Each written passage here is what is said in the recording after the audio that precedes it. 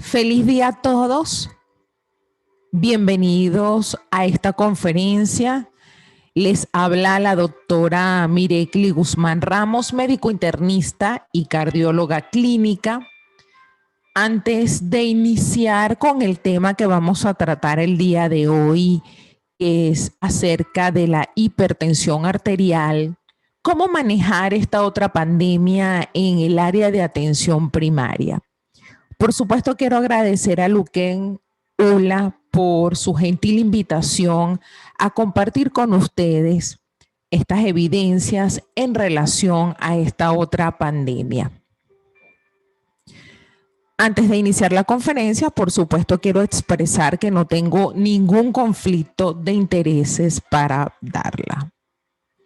En la agenda que vamos a manejar durante la misma, vamos a disertar sobre ciertos aspectos importantes, como es el Día Mundial de la Hipertensión. Vamos a hablar de las guías de la OMS del 2021 y finalmente vamos a hacer énfasis en el manejo de la emergencia hipertensiva. Con esta imagen quiero que la graben porque al final van a entender la importancia de la hipertensión arterial, del manejo de otra pandemia.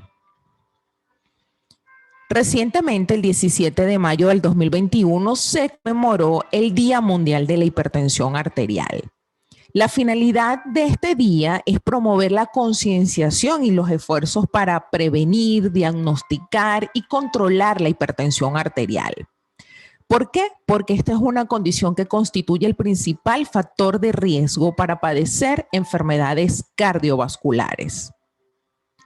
Para alcanzar el objetivo mundial de reducir esa prevalencia de hipertensión arterial en un 25% del año 2025, la Organización Mundial de la Salud y los Centros de Control y Prevención de Enfermedades de Estados Unidos, CDC, lanzaron la iniciativa Global HEARS en el año 2016. Ellos tienen 5 paquetes técnicos.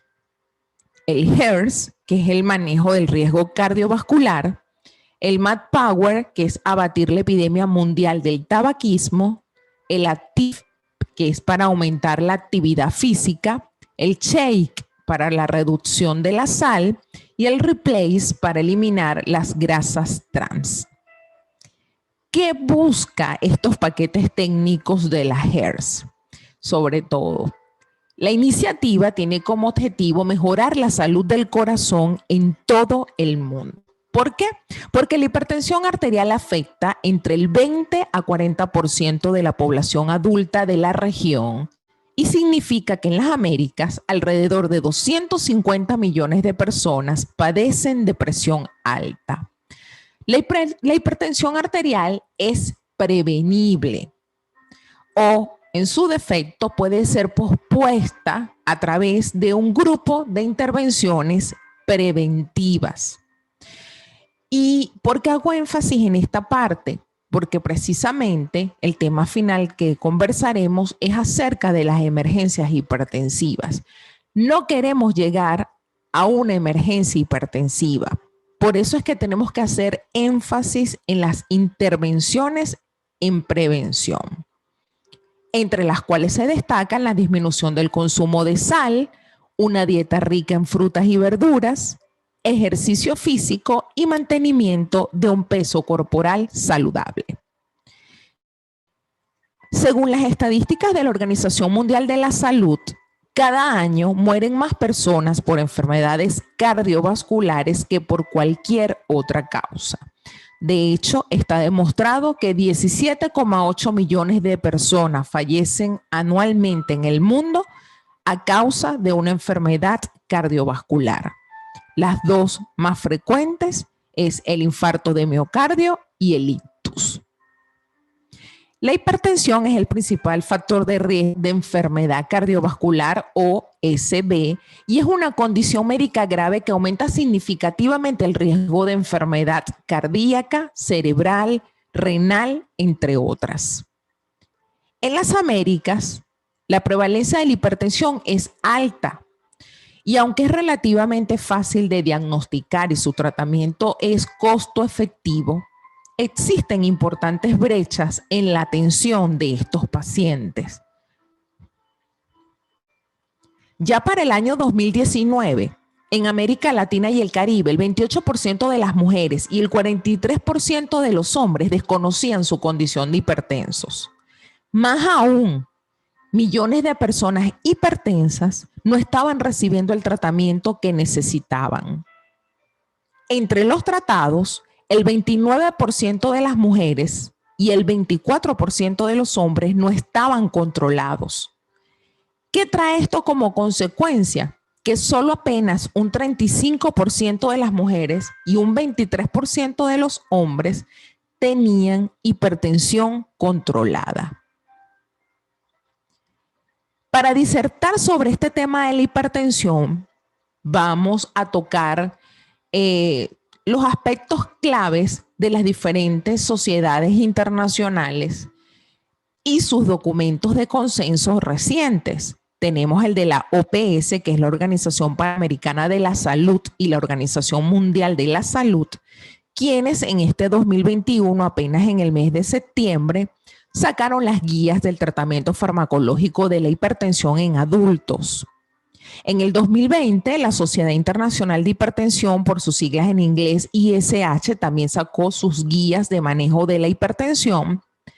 Y también estaremos conversando un poco acerca del posicionamiento de la SIAC, que es la Sociedad Interamericana de Cardiología, sobre las guías clínicas internacionales de hipertensión que han sido publicadas desde el 2017 al 2020.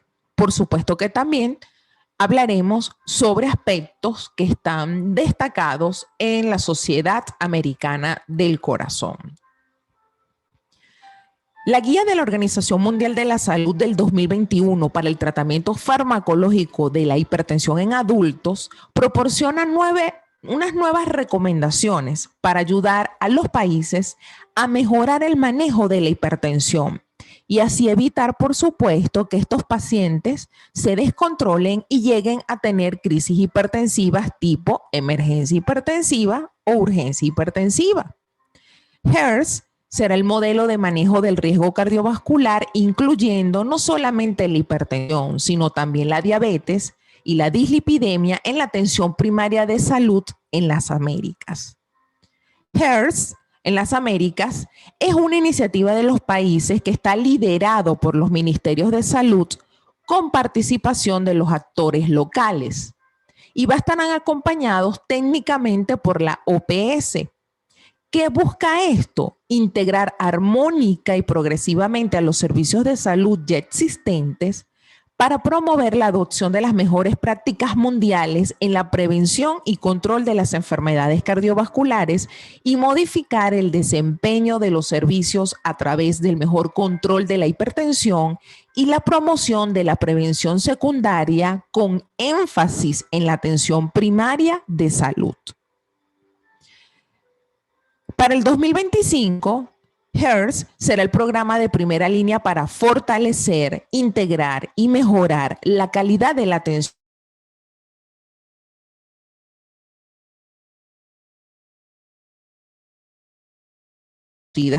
en salud durante esta recuperación post-COVID-19.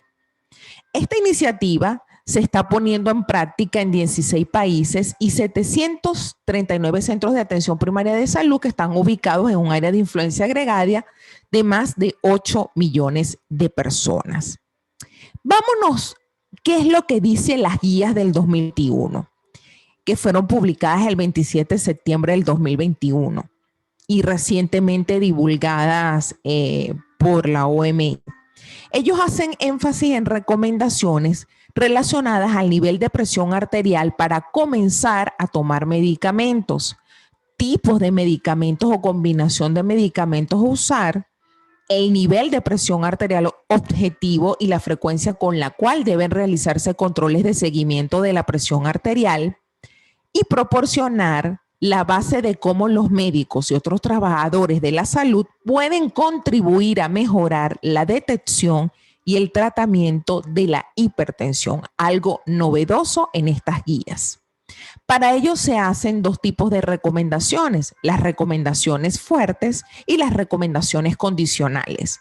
Dentro de las recomendaciones fuertes son aquellas recomendaciones que no tienen ningún tipo de discusión, que ya la evidencia ha demostrado que son contundentes su aplicación, mientras que las recomendaciones condicionales son aquellas en donde no pueden ser aplicadas en todos los lugares del mundo y que por supuesto esto puede variar un poco el resultado. Sin embargo, tienen un nivel de evidencia.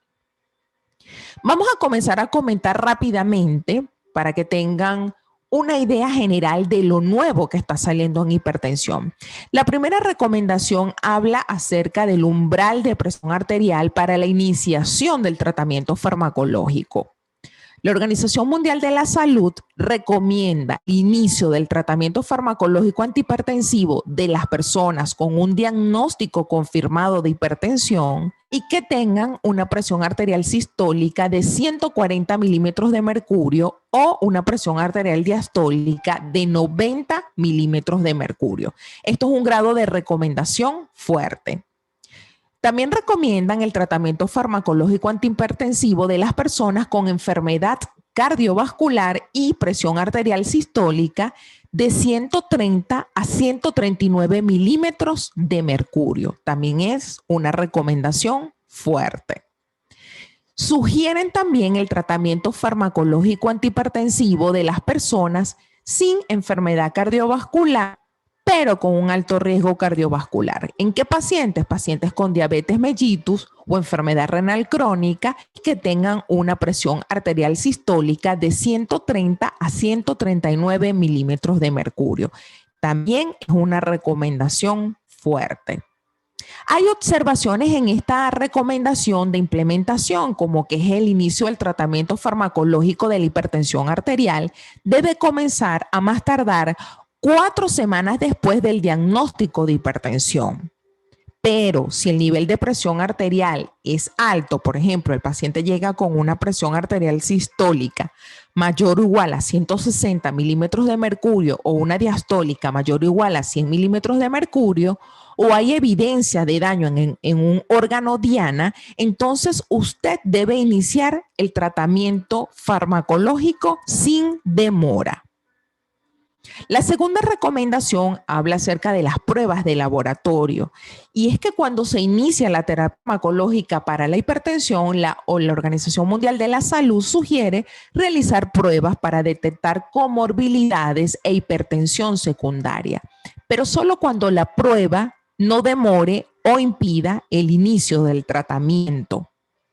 Eso es algo muy importante de destacar. Esto es una recomendación de tipo condicional. Dentro de las observaciones de la implementación de esta recomendación se dice que las pruebas sugeridas incluyen realización de electrolitos y creatinina sérico, un perfil de lípidos, una hemoglobina A1C, una glicemia en ayunas y un electrocardiograma. Pero en áreas de escasos recursos o entornos no clínicos donde los lugares de atención primaria en salud que no dispongan de estos recursos o tienen unos costos adicionales o hay falta de acceso a laboratorios y de electrocardiograma, el tratamiento no debe retrasarse y las pruebas se pueden realizar posteriormente. Hay algunos medicamentos como los bloqueantes de los canales de calcio de tipo dihidropiridínicos de acción prolongada son más adecuados para el inicio sin pruebas, en comparación con los diuréticos o la enzima convertidora de angiotensina, inhibidores de la YECA y los bloqueadores de los receptores de la angiotensina 2. Esos son aspectos importantes a considerar si usted no puede hacer pruebas de laboratorio al momento de iniciar el tratamiento. La recomendación número 3 nos hace referencia a que sugiere la evaluación del riesgo cardiovascular al inicio o después del inicio del tratamiento farmacológico para la hipertensión. Esto es algo novedoso, pero solo cuando sea factible y no retrase el tratamiento. Esta es una recomendación condicional. Y las observaciones en su implementación hacían referencia a que la mayoría de los pacientes con presión arterial sistólica de 140 milímetros de mercurio o una presión arterial diastólica de 90 milímetros de mercurio son de alto riesgo y están indicados para tratamiento farmacológico. Pero estos pacientes no requieren una evaluación del riesgo cardiovascular antes de iniciar el tratamiento. La evaluación del riesgo cardiovascular es más importante para orientar las decisiones sobre el inicio del tratamiento farmacológico para la hipertensión en aquellos con presión arterial sistólica más baja, es decir, aquellos que tienen una presión arterial sistólica entre 130 y 139. Más adelante vamos a ver por qué. En las personas con hipertensión arterial es fundamental que se identifiquen y se traten adecuadamente otros factores de riesgo para reducir el riesgo cardiovascular global.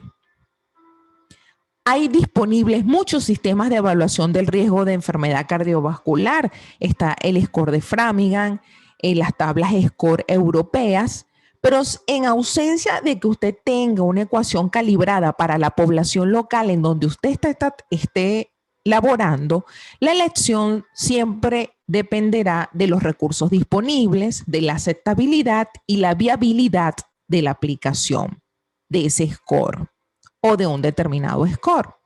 Siempre que la evaluación de riesgo pueda amenazar el inicio oportuno del tratamiento de la hipertensión o el seguimiento del paciente, debe posponerse e incluirse en la estrategia de seguimiento, en lugar de tomarse como un primer paso para indicar el tratamiento, que es un poco lo que se hacía o se recomendaba anteriormente en el 2020. La cuarta recomendación es acerca de cuáles son las clases de drogas que se utilizarán como agentes de primera línea. Entonces, la Organización Mundial de la Salud recomienda el uso de medicamentos de cualquiera de las siguientes 3 clases de antihipertensivos como tratamiento inicial. En primer lugar, los diuréticos tiazídicos o los agentes similares a las tiazidas, como la indapamida o la clortalidona. En segundo lugar, los inhibidores de la enzima convertidora de angiotensina y los bloqueadores de los receptores de la angiotensina 2. Y de tercer lugar, los bloqueadores de canales de calcio de tipo dihidropiridínicos de acción prolongada. Esto tiene una recomendación fuerte, es decir, que tiene una evidencia de alta certeza.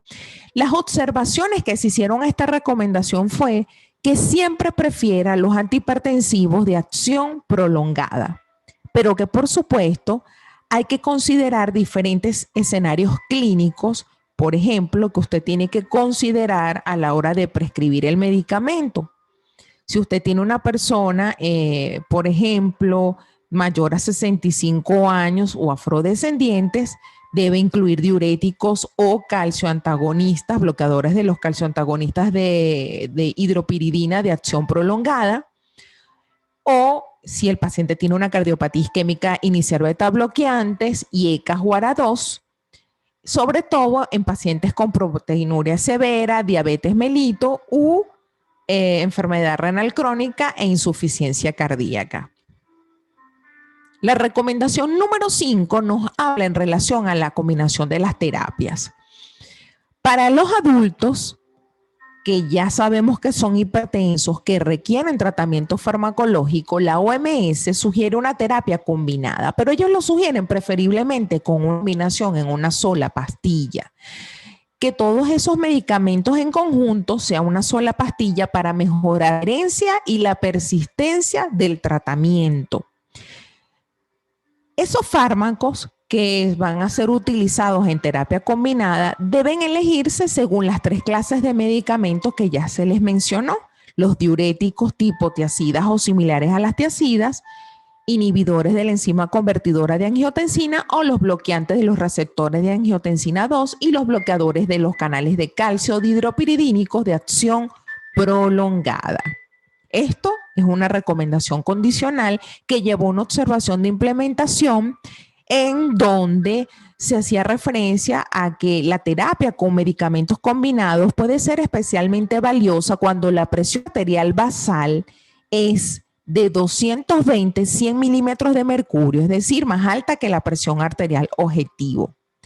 Y se habla de que la terapia de combinación de una sola píldora, la polipil, mejora la adherencia y la persistencia de la medicación y la presión arterial control. Es decir, que se llegan a metas mucho más rápidos.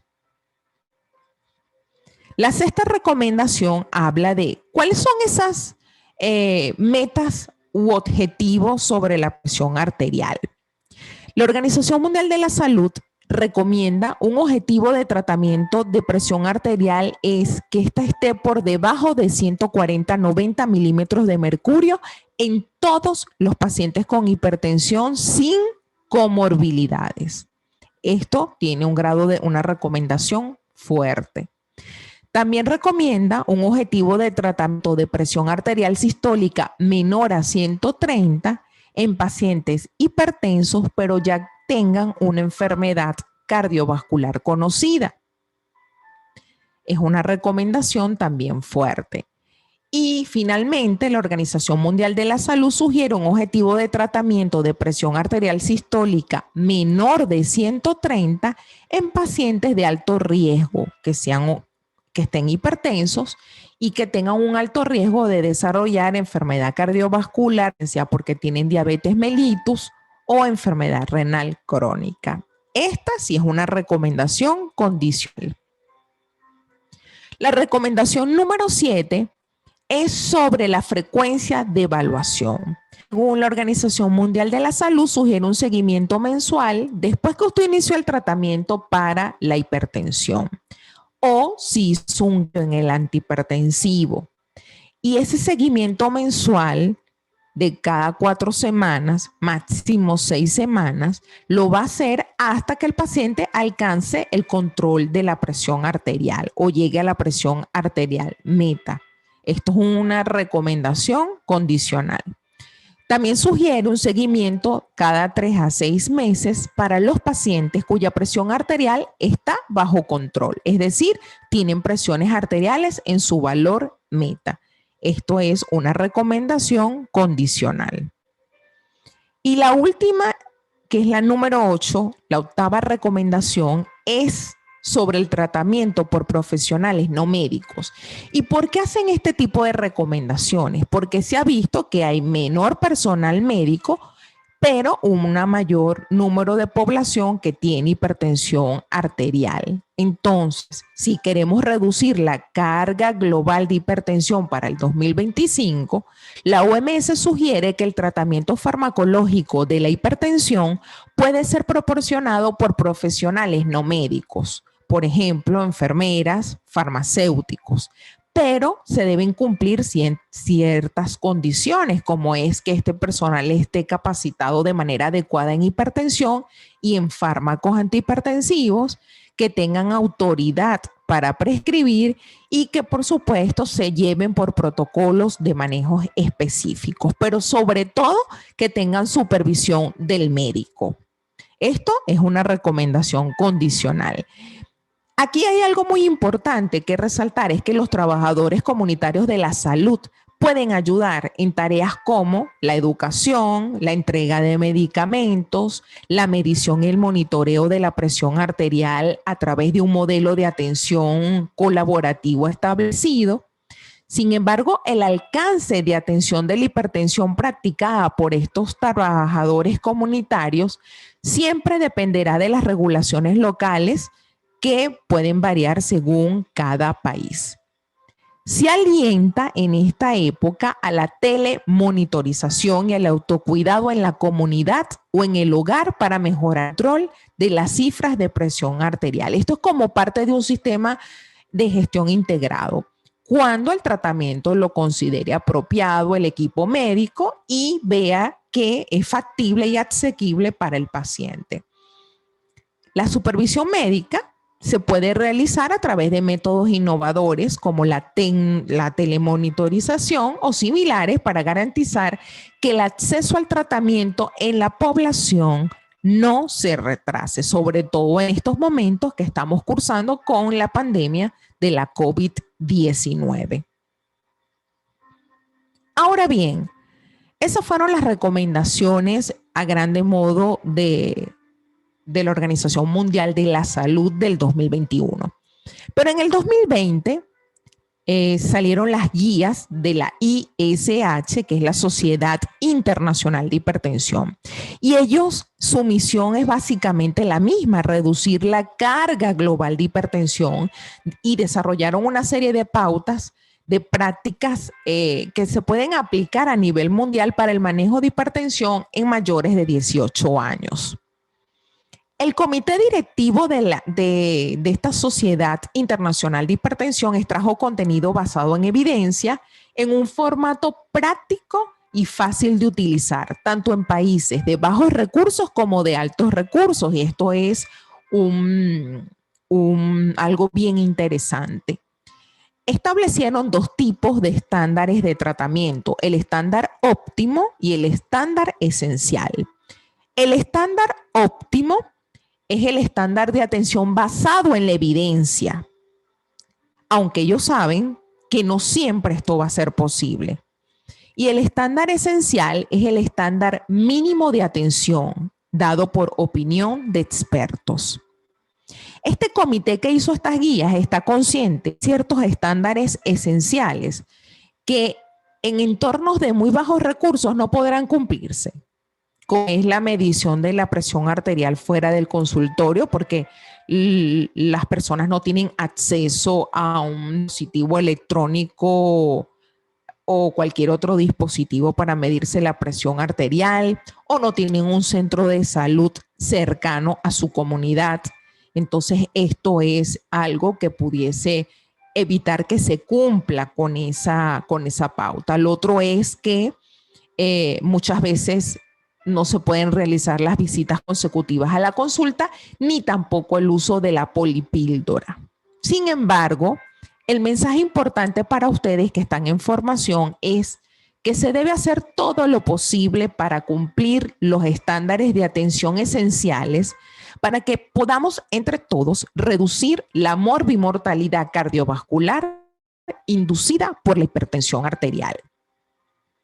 Esto es algo para recordar porque tenemos que tener bien claro la definición de hipertensión. Según la Sociedad Internacional de Hipertensión, ellos hicieron categorías de presión arterial normal cuando la presión arterial sistólica se encontraba por debajo de 130 milímetros de mercurio y una diastólica menor de 85 milímetros de mercurio. Se hablaba de presión arterial normal alta cuando la presión arterial sistólica se encuentra entre 130 y 139 milímetros de mercurio y o una presión arterial diastólica entre 85 y 89. Hipertensión grado 1 cuando la presión arterial sistólica se encuentra entre 140 y 159 milímetros de mercurio y o una diastólica entre 90 y 99 milímetros de mercurio. Hipertensión grado 2 es cuando la presión arterial sistólica se encuentra mayor o igual a 160 milímetros de mercurio y o una presión arterial diastólica mayor o igual a 100 milímetros de mercurio. Es muy importante tener definiciones claras en relación a la hipertensión arterial sistólica aislada, porque ustedes en su atención primaria en salud, en el medio rural, lo van a ver mucho. Y es aquel paciente que tiene una presión arterial mayor o igual a 140 milímetros de mercurio para la presión arterial sistólica, pero la diastólica se encuentra por debajo de 90 milímetros de mercurio. ¿En quién es común esta situación? Puede ir desde jóvenes hasta ancianos. Y en jóvenes forma parte de lo que es la hipertensión esencial, y en ancianos nos habla es acerca de la rigidez de las arterias. Algo que estas guías del 2020 establecen muy claro es que usted puede hacer diagnóstico de hipertensión no solamente con los valores de presión arterial en consulta, sino también los obtenidos por el monitoreo ambulatorio de la presión arterial o MAPA y en la automedición de la presión arterial domiciliaria o denominado AMPA. Para hablar de hipertensión en consulta, la presión arterial sistólica debe ser mayor o igual a 140 milímetros de mercurio o no, mayor o igual a 90 milímetros de mercurio la diastólica. En cambio, cuando usted hace un mapa, es decir, un monitoreo durante 24 horas con un dispositivo electrónico, él le va a registrar un promedio de 24 horas, un promedio diurno y uno nocturno. El promedio de 24 horas dice que para hablar de hipertensión, la sistólica debe estar mayor o igual a 130 milímetros de mercurio o mayor o igual a 80 milímetros de mercurio para la arterial diastólica.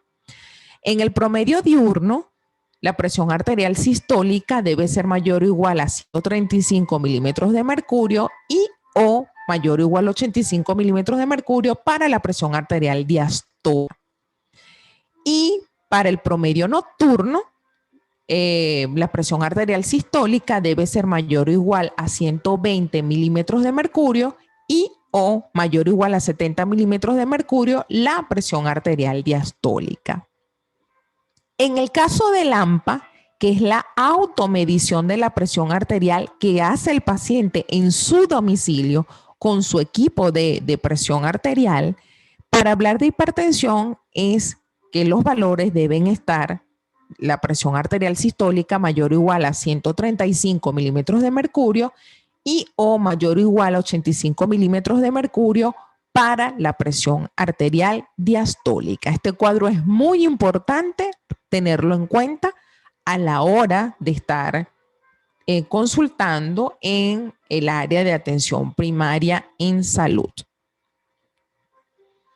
Siempre que sea posible, el diagnóstico de hipertensión usted no lo debería realizar en una sola visita al consultorio. Por lo menos en cada visita usted debe tomar 3 medidas con 1 minuto a 3 minutos entre cada una de esas medidas. La primera medida, descártela y calcule el promedio de las 2 últimas mediciones. Ese es el deber ser. Se requieren entre 2 a 3 visitas al consultorio a un intervalo entre 1 a 4 semanas, según el nivel de presión arterial con el que llega el paciente, por supuesto, para usted poder confirmar el diagnóstico de hipertensión. Ahora, hay casos donde usted en la primera visita puede hacer el diagnóstico de hipertensión arterial. ¿En qué casos? Cuando usted mide la presión y esta es mayor o igual a 180 a 110 milímetros de mercurio y ya hay evidencia de enfermedad cardiovascular. Si es posible y está disponible el diagnóstico de hipertensión, usted debe confirmarlo siempre mediante la medición de la presión arterial fuera del consultorio, es decir, a través bien sea del mapa o del AMPA. Este aspecto es muy importante porque la medición apropiada de la presión arterial tiene un gran valor, porque si usted mide con exactitud la presión arterial, es lo fundamental. ¿Por qué? Porque un error de medición de 5 milímetros de mercurio puede ser motivo para clasificar incorrectamente como hipertensa a 84 millones de personas en todo el mundo.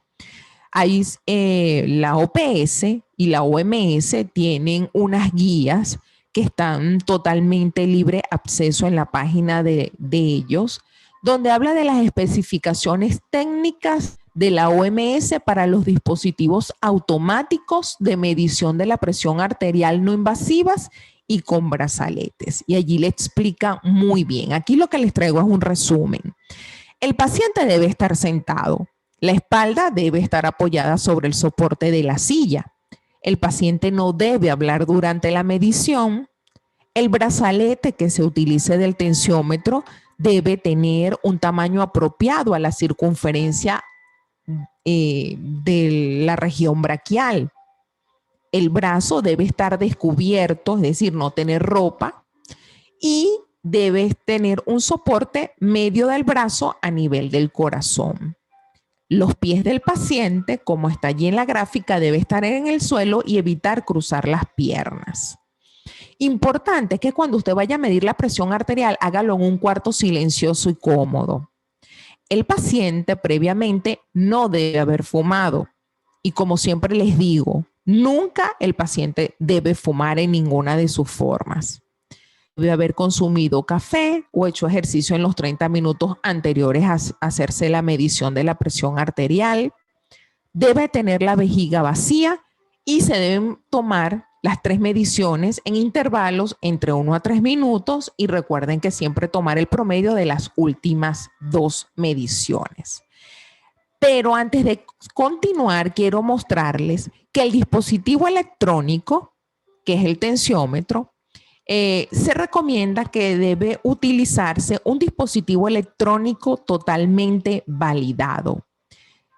¿Cómo usted sabe cuándo un tensiómetro es validado? Es decir, que sus mediciones son totalmente confiables. Para eso existen páginas como la que está en la parte inferior izquierda, como que se llama stridebp.org. Esa página es una organización científica internacional que no tiene ningún fin de lucro, pero brinda orientación sobre todo lo que tiene que ver con metodología y tecnología para la evaluación precisa de la presión arterial. ¿Y quiénes apoyan este tipo de organizaciones científicas? Bueno, la Sociedad Europea de Hipertensión, la Sociedad Internacional de Hipertensión y la Liga Mundial de Hipertensión. Usted puede ir de manera gratuita a su buscador y colocar stridebp.org y va a salirle esta imagen. Entonces él le va a mostrar los monitores de presión arterial que son validados según las diferentes circunstancias. Si son para el hogar, si son para un consultorio u hospital, si son para las mediciones ambulatorias a través del mapa, si son mediciones para niños o para embarazadas. Usted con solo darle la palabra download, él le va a abrir un listado de todas las marcas que están validadas a nivel internacional por esas distintas sociedades. Entonces usted, a la hora de recomendarle a un paciente que adquiera un dispositivo electrónico, preferiblemente que se pueda colocar en la región braquial, es decir, en el brazo, usted puede revisar cuál es la recomendación que puede hacerle a su paciente y vigilar que realmente tenga un tensiómetro validado para que esas medidas que el paciente registre sean confiables. Cuando hablamos de diagnóstico de hipertensión arterial, esto es muy importante en los médicos de atención primaria en salud, los médicos que están en el área rural, porque les va a llegar mucho a estos pacientes. En la evaluación inicial, usted tiene que medir la presión arterial en ambos brazos. Si hay una diferencia constante entre los brazos de más de 10 milímetros de mercurio en mediciones repetidas, usted va a utilizar el brazo que tenga la presión arterial más alta. Ahora bien, si la diferencia entre un brazo y otro es mayor de 20 milímetros de mercurio, considere realizar más investigaciones. ¿Qué quiere decir eso? Debe referirlo a un cardiólogo para estudiar alguna alteración estructural que esté provocando esas diferencias de más de 20 milímetros de mercurio que no son normales. Debe tomar o medir la presión arterial en bipedestación, es decir, de pie, sobre todo en pacientes hipertensos tratados, y eso lo va a hacer después de 1 minuto y nuevamente al tercer minuto. ¿Cuándo usted va a hacer esto? Cuando existan síntomas que le sugieran a usted hipotensión postural. Y también en aquellos pacientes que van a su primera vez de consulta, pacientes ancianos y con diabetes mellitus. En relación al monitoreo de presión arterial, es necesario para la mayoría de las decisiones de tratamiento y para el diagnóstico preciso de hipertensión, tanto en sujetos no tratados o en tratados para hipertensión grado 1, el nivel de presión arterial siempre debe confirmarse mediante la monitorización de la presión arterial domiciliaria o ambulatoria. O sea que la premisa es, hay que tener los valores de presión arterial de la consulta, la presión arterial domiciliaria y la presión dada por el mapa, que es el monitoreo ambulatorio de presión arterial. Eso es lo ideal. Definiciones importantes en hipertensión y que se van a encontrar mucho en el área rural. La hipertensión de bata blanca. Y ese es el paciente que tiene la presión arterial elevada solo en el consultorio. ¿Con qué frecuencia se ve esto? Entre un 10 a 30% de los pacientes. Entonces, cuando usted tenga un paciente con hipertensión de bata blanca, tienen riesgo cardiovascular intermedio entre los pacientes que son normotensos e hipertensos sostenidos. En ese caso, usted va a buscar sus tablas, el score de Framing o la tabla score europea, y le calcula el riesgo cardiovascular. Si es bajo y no hay daño mediado por hipertensión a un órgano blanco, es posible que el paciente no amerite ningún tratamiento médico, pero usted debe insistirle en que tiene que realizar cambios en el estilo de vida, es decir, alimentación saludable, dejar de fumar, realizar actividad física, reducir el estrés, entre otros. ¿Por qué? Porque este paciente de hipertensión blanca hoy en día se ha demostrado que tiene un riesgo de desarrollar hipertensión sostenida y eso usted debe evitarlo. La hipertensión enmascarada, que es la presión arterial elevada fuera del consultorio, esto también se ve en un 10 a 15% de los pacientes y ellos tienen un riesgo similar a los hipertensos sostenidos, por lo tanto requieren tratamiento farmacológico más los cambios en el estilo de vida para lograr normalizar su presión fuera del consultorio. En sí, ¿cuáles son las metas del tratamiento? No difieren mucho a las metas según las guías de la Organización Mundial de la Salud del 2021. Pero según el estándar de la Sociedad Internacional de Hipertensión, lo esencial es que haya una reducción de la presión arterial de al menos 20 milímetros de mercurio para la presión arterial sistólica y 10 milímetros de mercurio para la presión arterial diastólica.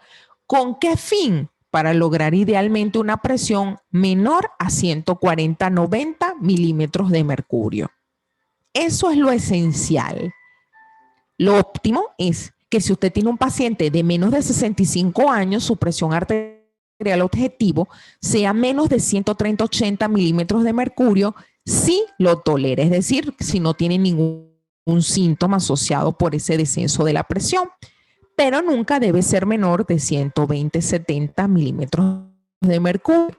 Ahora, si usted tiene un paciente de más de 65 años, la presión arterial objetivo es menos de 140-90 milímetros de mercurio si lo tolera, pero usted en ese caso debe individualizar a cada paciente porque cada paciente es un mundo. Usted debe evaluar la fragilidad a través de test específicos para evaluar la fragilidad de un anciano, ver cómo es su independencia, es decir, cómo es su desempeño en sus actividades básicas diarias de la vida, cómo es su funcionalidad en general y el contexto del paciente social, familiar. Pero fuera de todo esto, una vez que usted ya instauró el manejo del tratamiento, usted tiene que evaluar las metas al menos cada 3 meses. Porque muchas veces, ¿qué pasa? Que el paciente llegó a la meta y bueno, ya no va más a consulta.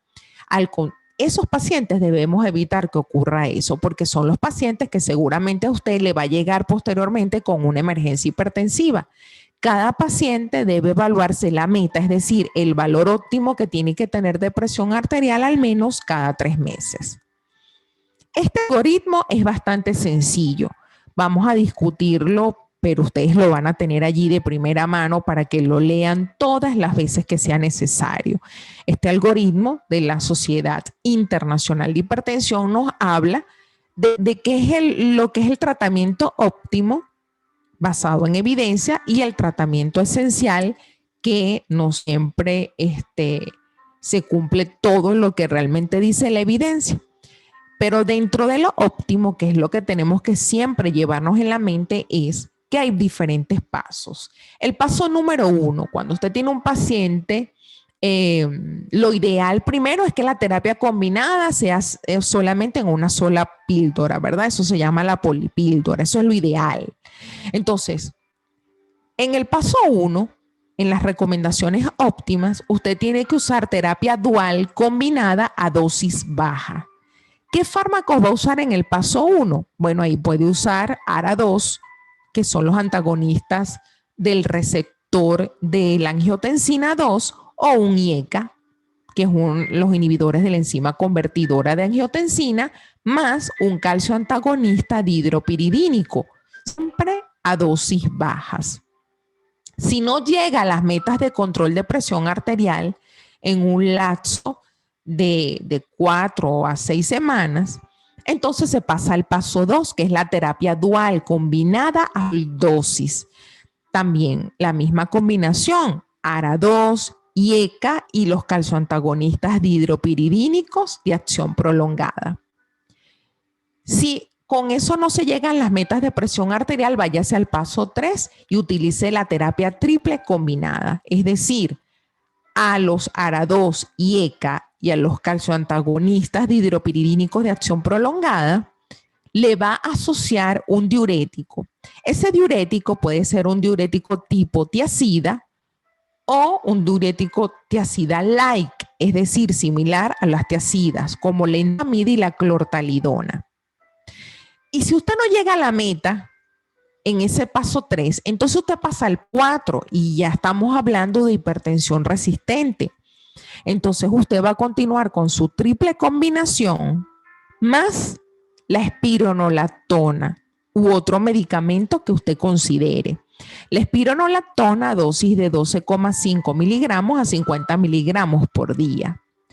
Hay otras alternativas, está la miloride, el dosazoxin, está la eplerenona, la clonidina, los betabloqueantes, pero todo va a depender de individualizar a cada paciente. Hay que estar muy pendiente, por ejemplo, si usted usa espironolactona, que es un diurético ahorrador de potasio, que la tasa de filtración glomerular no esté por debajo de 45 ml por minuto por 1.73 metros cuadrados, o que el potasio sea mayor a 4.5 milimoles por litro. O usted también tiene que considerar si el paciente es afroamericano, entonces usted ya sabe que tiene que combinar fármacos como el ARA2 o IECA más los calcioantagonistas dihidropiridínicos, inclusive en algunos casos utilizar los diuréticos tipo tiazida o tiazida-like, o por ejemplo considerar monoterapia en pacientes de bajo riesgo con hipertensión grado 1 o adultos muy mayores, más de 80 años y que sean ancianos frágiles. O sea que todo tiene una consideración, por eso debe individualizar. Dentro de las recomendaciones esenciales tenemos que usen los medicamentos disponibles para las mejores características posibles para cada caso. Por ejemplo, trate de usar una terapia combinada en una sola píldora, a menos que no esté disponible. Prefiera diuréticos tipo tiazida-like. Si no están disponibles, las tiazidas clásicas como la hidroclorotiazida. Entonces usted puede utilizar la clortalidona y la indapamida. Por supuesto, debe preferir usar los calcioantagonistas dihidropiridínicos, pero si usted no los tiene, puede usar los no dihidropiridínicos como el verapamilo o el diltiazem. Hay casos en donde usted debe considerar el uso, por ejemplo, de beta bloqueantes en hipertensión arterial únicamente cuando haya condiciones específicas. Por ejemplo, pacientes en insuficiencia cardíaca, posterior a un infarto agudo de miocardio, fibrilación auricular, mujeres jóvenes que están planeando un embarazo. Por eso es que todo hay que evaluar el contexto de cada paciente. Este algoritmo, solo se los traigo para que ustedes lo revisen luego con calma, es el algoritmo para el manejo del paciente hipertenso en América Latina del 2020, que fue publicado por la Sociedad Interamericana de Cardiología. Y básicamente es como un mismo resumen. Ellos, según los valores de presión arterial y según la estratificación del riesgo cardiovascular global, entonces clasifican al paciente de riesgo bajo, moderado, alto y muy alto y le da las directrices de qué hacer, qué estudios realizar, qué medicación utilizar y bueno, sí, básicamente son muy pocos los cambios que hay allí.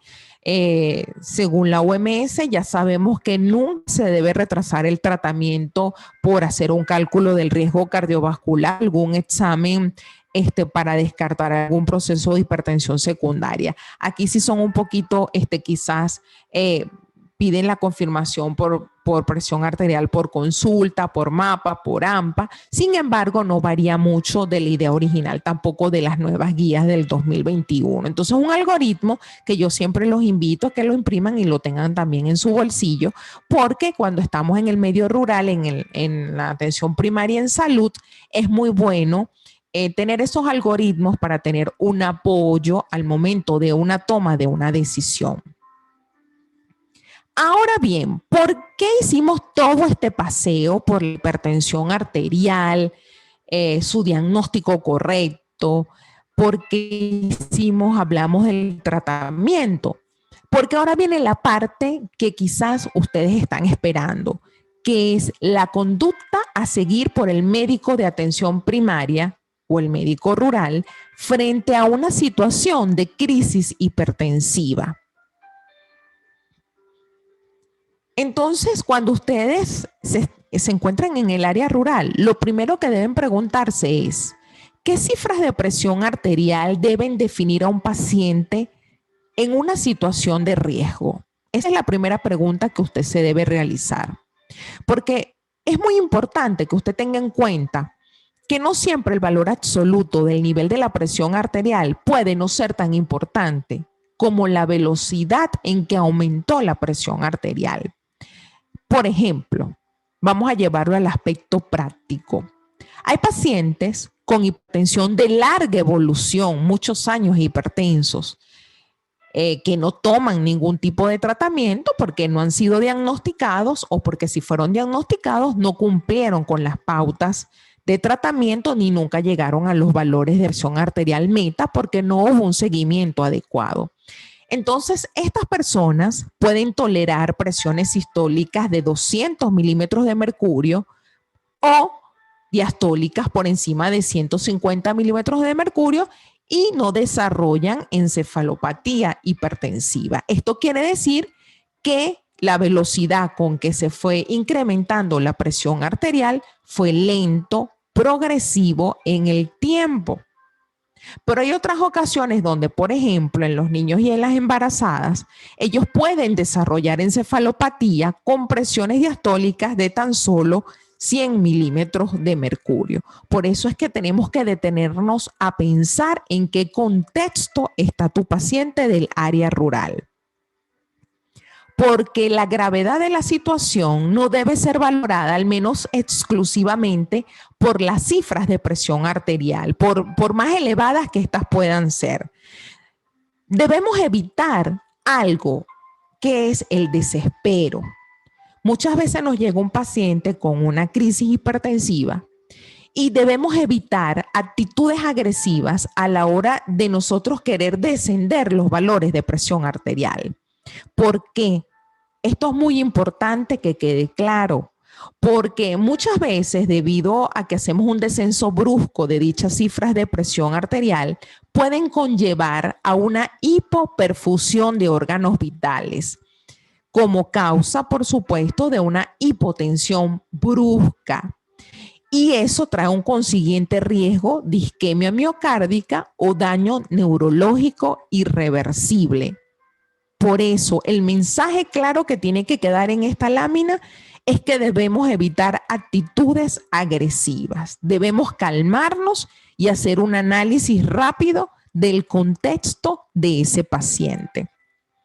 Es preferible a veces tener una actitud expectante tras reducir, por ejemplo, usted le dio el medicamento que disponía en su área rural o en su sitio de atención primaria en salud y logró reducir las cifras de presión arterial a 160, 100 milímetros de mercurio en los primeros momentos, antes de que intentara alcanzar valores completamente normales.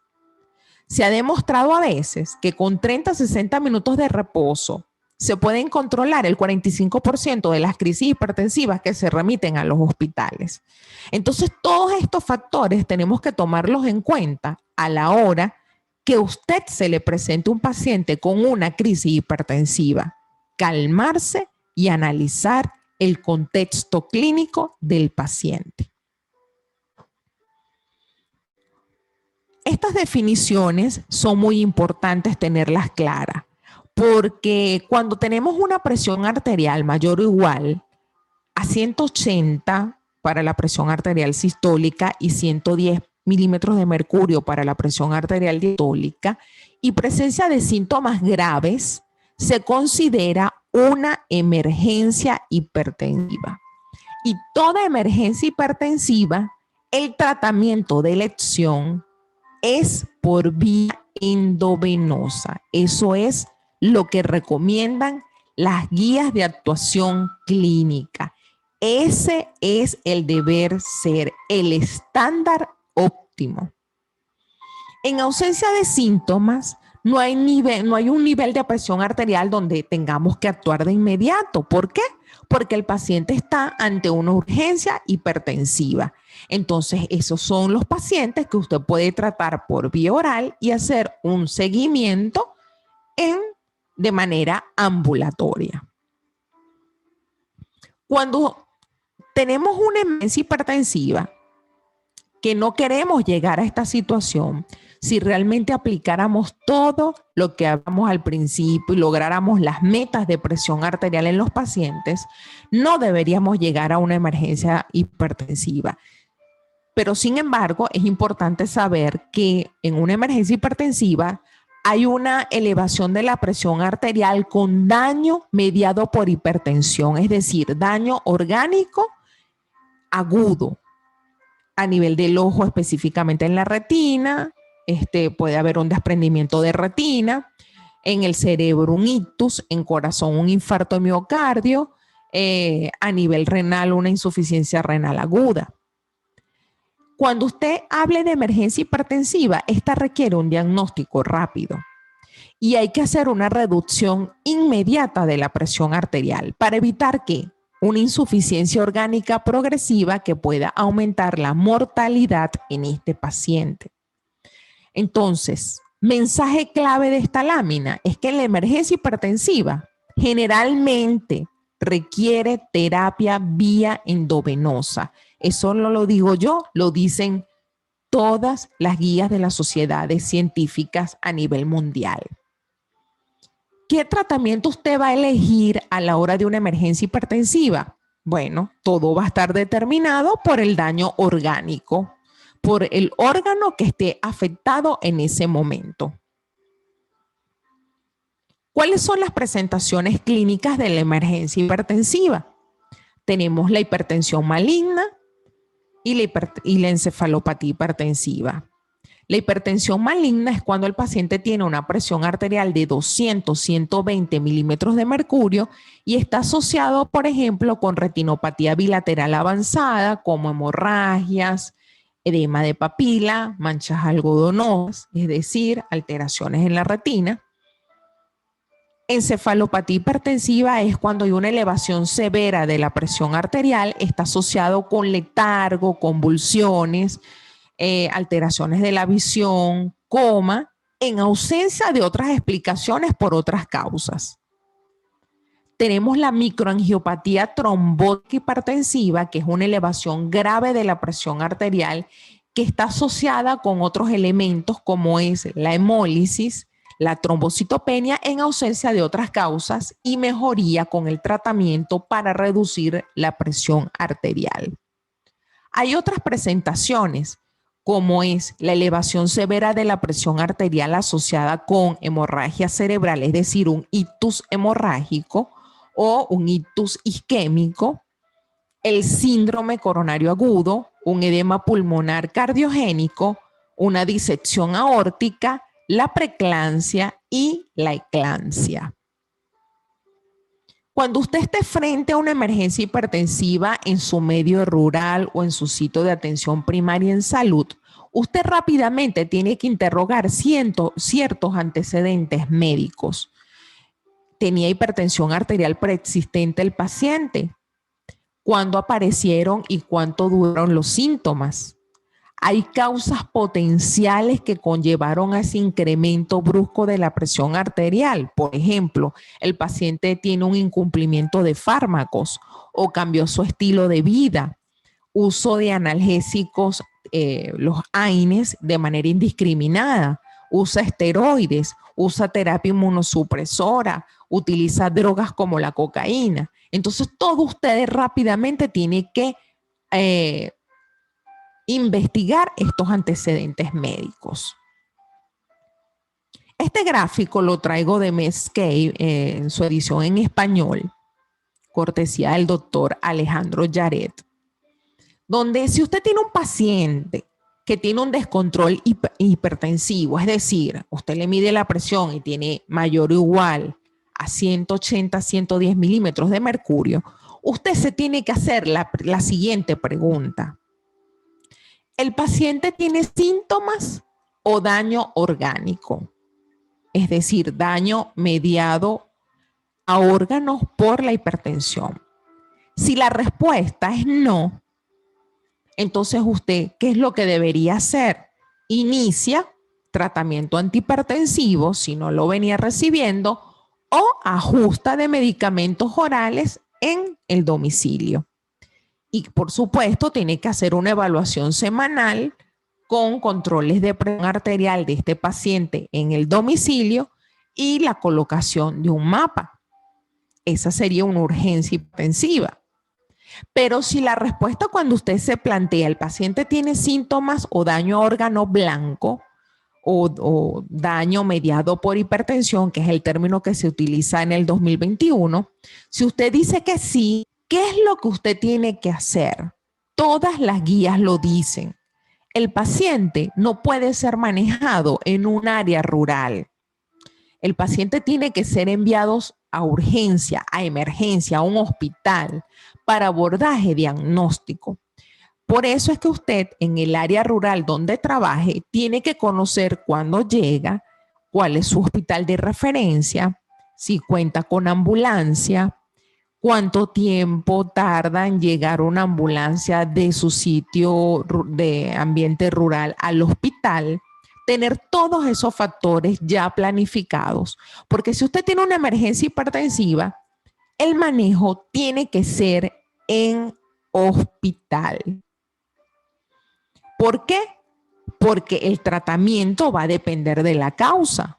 Puede ser que el paciente le presentó un ictus isquémico o hemorrágico, una encefalopatía hipertensiva, un infarto agudo de miocardio, una insuficiencia cardíaca, un síndrome aórtico agudo, que es una emergencia y usted en el área rural no lo va a poder resolver, o una lesión renal aguda.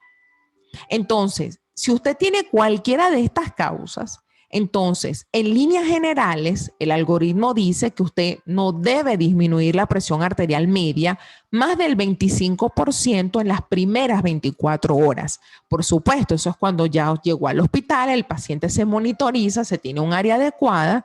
Entonces, en las primeras 24 horas no se debe disminuir la presión arterial media más del 25%. Sin embargo, el ictus y la disección aórtica tienen metas especiales. Por eso es que es muy importante que se entienda que en el medio rural una emergencia hipertensiva no puede ser tratada de manera adecuada. Eso no lo digo yo, eso lo dicen todas las guías.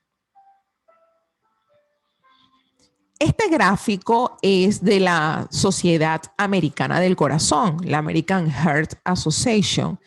Y aquí nos hace referencia es que si usted tiene un paciente con una emergencia hipertensiva y se dio cuenta que tiene una lesión mediada por hipertensión y lo catalogó usted como una emergencia hipertensiva, este paciente tiene que ser admitido a ICU, que es la unidad de cuidados intensivos.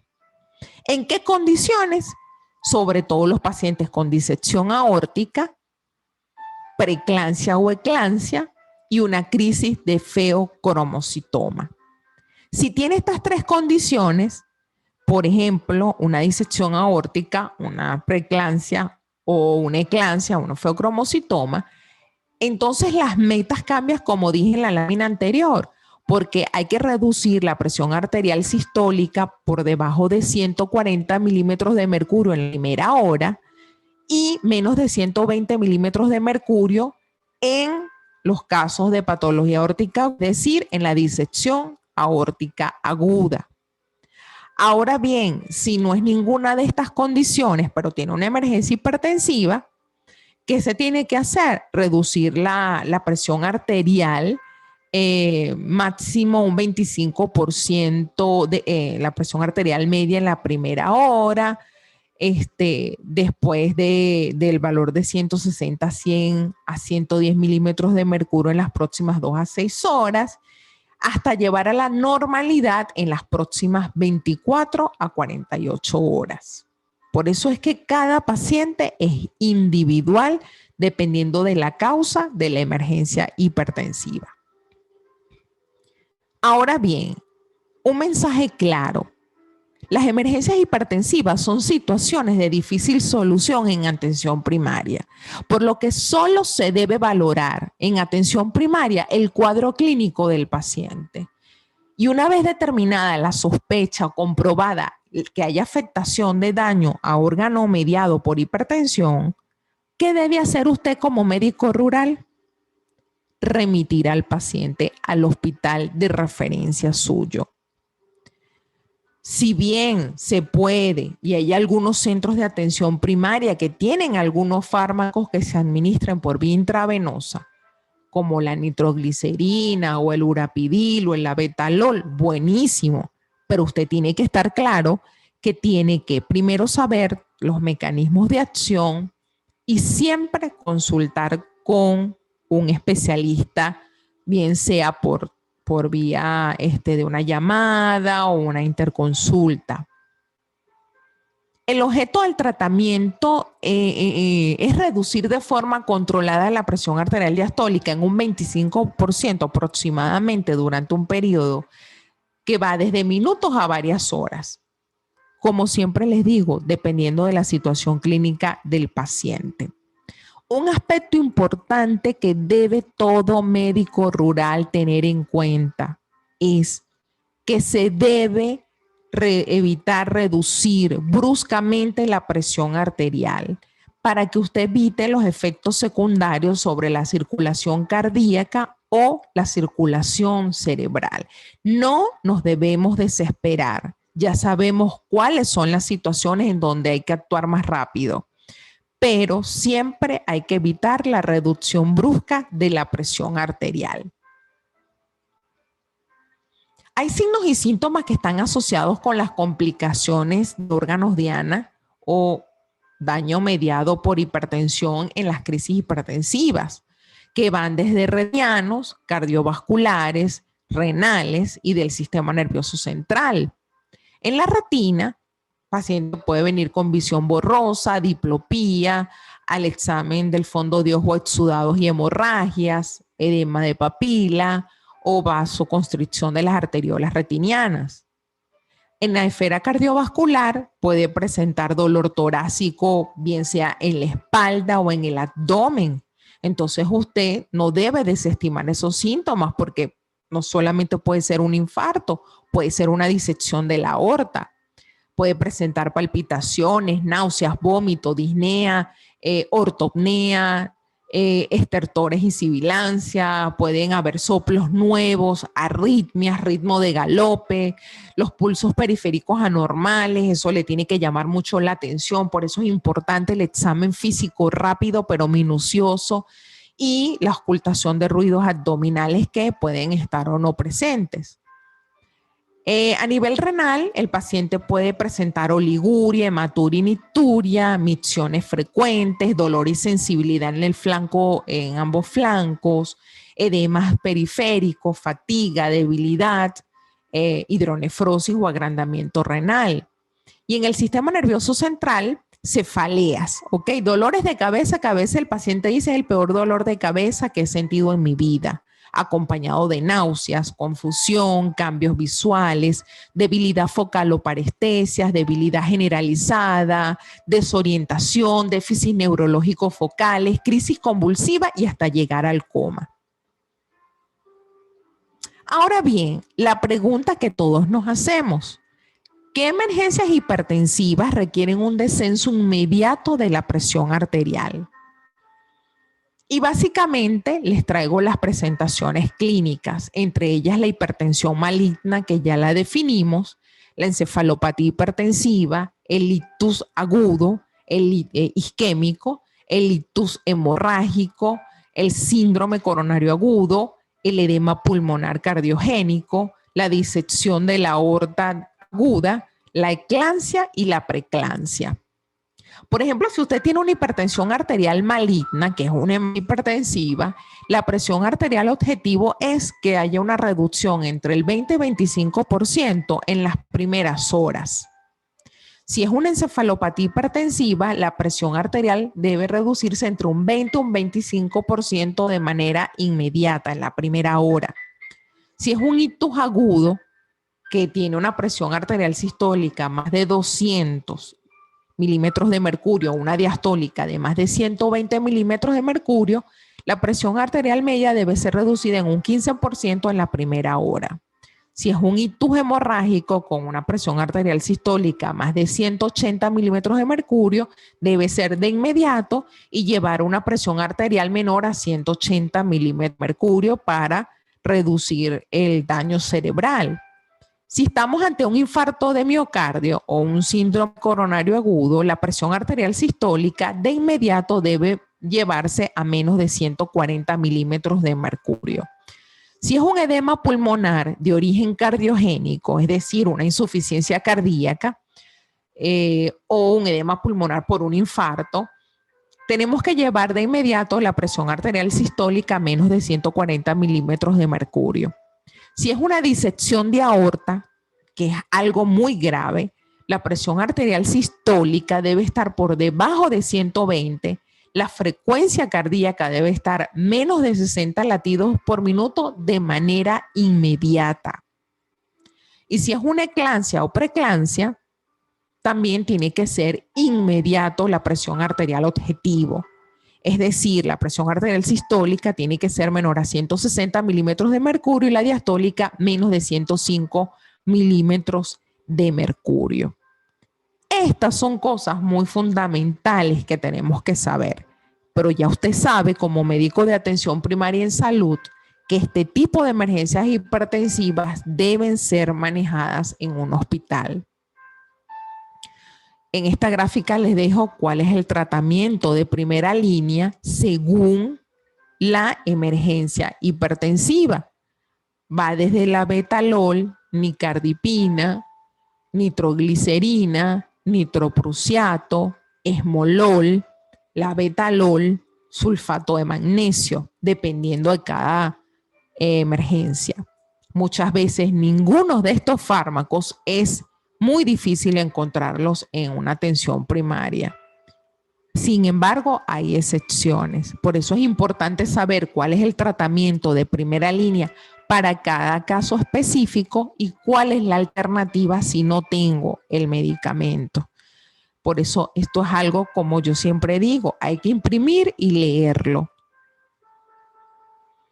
Si usted tiene, por ejemplo, una hipertensión maligna, el tratamiento de primera línea es el betalol endovenoso, con dosis de carga de 0,25 miligramos por kilo peso en 20 minutos, con dosis adicionales cada 10 minutos hasta un total de 300 miligramos.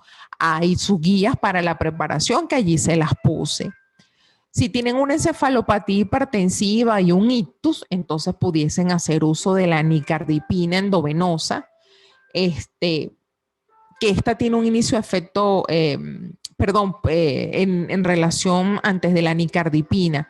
El betalol, que es un medicamento muy bueno, inicia su efecto entre 2 a 5 minutos con un pico entre 5 y 15 minutos y dura 2 a 4 horas el efecto.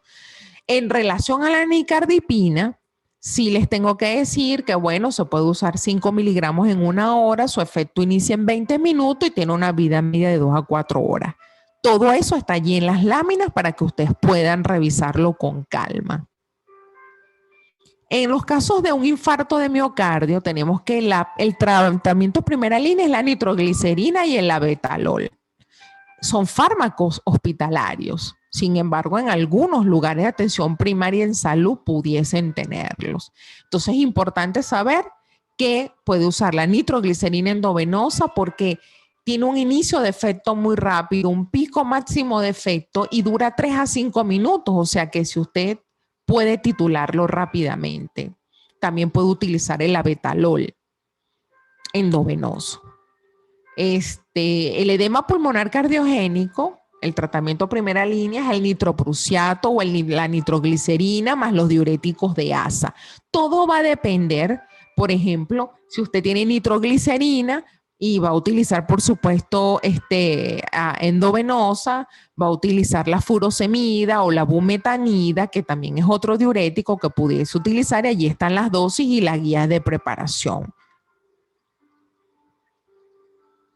En la disección de aorta aguda, que es algo bastante frecuente y por eso es que es una emergencia hipertensiva, el tratamiento primera línea es el esmolol y el nitroprusiato, la nitroglicerina o la nicardipina.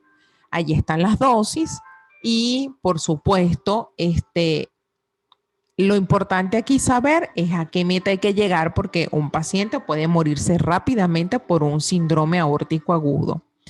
Y la eclampsia y la preeclampsia siempre es un tema de controversia porque es embarazo.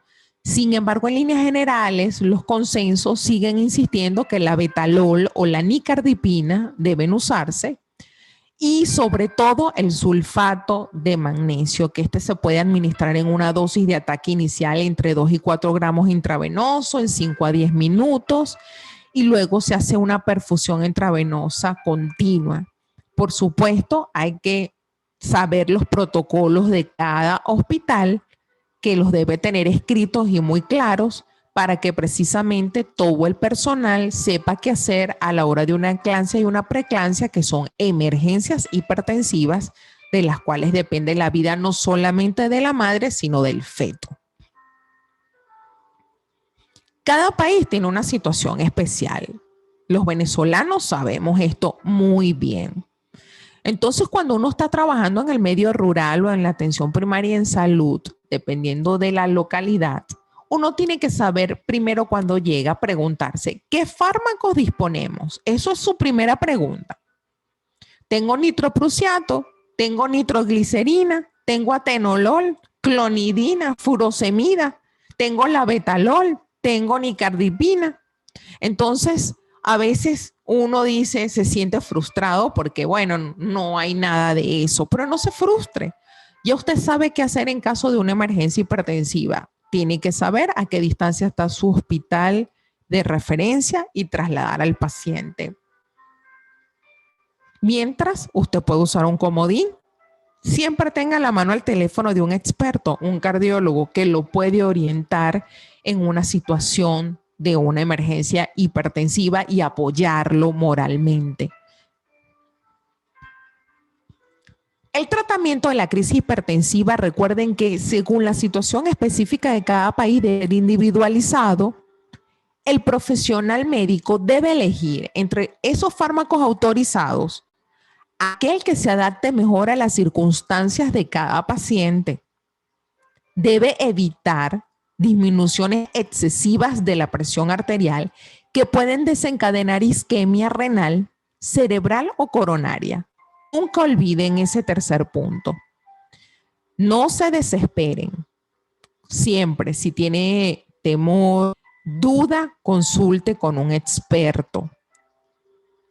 Aunque la administración del nifedipino sublingual, que siempre me lo preguntan en las conferencias, que es la nifedipina de acción rápida, anteriormente se había utilizado ampliamente para las emergencias hipertensivas, se han descrito efectos adversos graves con su utilización. ¿Por qué? porque hay una incapacidad de poder controlar cuando usted da 3, 4, 5, 6 gotas de tensopin, que es la nifedipina sublingual. Usted no puede controlar la velocidad y el grado de disminución de la presión arterial. Puede ser que con 1 o 2 gotas el paciente de 200 a 100 cayó a 90 a 60 y usted ya sabe que una hipotensión así brusca puede desencadenar isquemia renal, cerebral y coronaria. Por eso es que es cuestionable para los procesos de emergencia hipertensiva y en general para cualquier otro proceso. Eso lo dicen las guías, ¿ok? Es muy importante siempre apegarse a lo que digan las guías y leer y no quedarse en lo que se hacía anteriormente. Su utilización en algunos casos, bueno, sería permitida por vía oral, sublingual específicamente, pero si usted tiene un paciente con un ictus o un ictus isquémico o hemorrágico o una cardiopatía isquémica aguda, por favor, no utilice el tensopin sublingual, porque ya usted sabe que va a desencadenar más isquemia y más lesión en la circulación cerebral. Entonces, tengan en cuenta esto. Siempre les digo, anteriormente se utilizó ampliamente, pero ya está demostrado que puede producir más daño que beneficio. Un último comentario para ya ir finalizando es la verdad acerca de las urgencias hipertensivas, porque hasta ahora hablamos de emergencias, que era el tema principal. Pero cuando usted tiene un paciente con una urgencia hipertensiva, es una práctica bastante habitual en la atención primaria en salud, es que usted prescribe un antihipertensivo y resulta que el paciente no tiene ningún daño órgano blanco y entonces lo tiene allí en la emergencia y le indica tratamiento. Y entonces usted se tiene que hacer la siguiente pregunta: ¿por qué lo hacemos? Porque asumimos erróneamente que si nosotros no tratamos rápidamente puede ocurrir una complicación, una enfermedad vascular cerebral, un ictus, un infarto agudo de miocardio, una disección aórtica, etcétera. Pero la verdad es que los efectos adversos por hipertensión arterial sistémica ocurren en meses, ni siquiera en horas ni en días.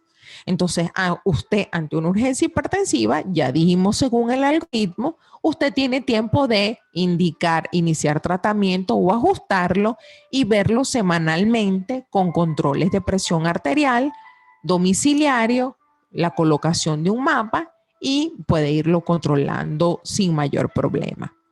El mensaje clave final aquí es que no a la inercia médica en hipertensión.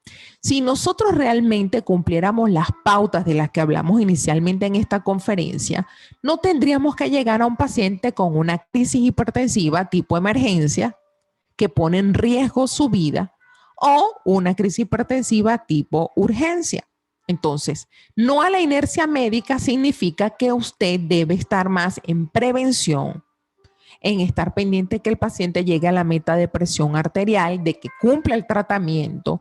Si no lo cumple, ver el por qué, tratar de orientarlo, de también buscar ayuda en los líderes de su comunidad, porque esto es un trabajo que tiene que ser en equipo. Finalmente, ¿qué mensaje nos vamos a llevar a casa hoy en esta conferencia? En primer lugar, la presión arterial igual o por encima de 140 a 90 milímetros de mercurio ya es hipertensión arterial. La hipertensión es el principal factor de riesgo para muertes por enfermedades cardiovasculares. Las enfermedades cardiovasculares ya vimos que son la primera causa de muerte en la mayoría de los países de las Américas.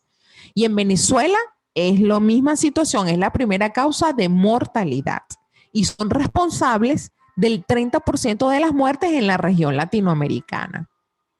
Un alto consumo de sal, bajo consumo de frutas y vegetales, uso nocivo de alcohol e inactividad física son los factores principales de riesgo para tener hipertensión. Allí es donde nos debemos enfocar en la atención primaria en salud o en el medio rural.